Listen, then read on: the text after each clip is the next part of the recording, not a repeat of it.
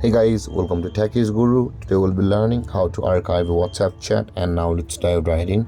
Now to archive a WhatsApp chat on your phone, first open up the WhatsApp, and after opening the WhatsApp guys on this interface, in order to proceed to archive a chat, you'll be required to tap and hold on the chat box which you want to archive, and after the green tick mark appears on the profile picture, you can see the option just beside the three dotted icon with a download arrow over here where it says the archive chat. You can see this one, tap on it and that chat will be archived, you can see.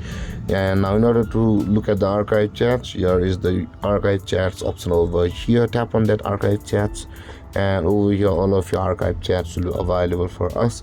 And with that being said guys, this is how to archive a chat on WhatsApp. And if you have any confusions or questions regarding the topic, feel free to comment in the comment section below, and don't forget to like, subscribe and hit that bell icon for more videos. Thank you for watching guys. Peace.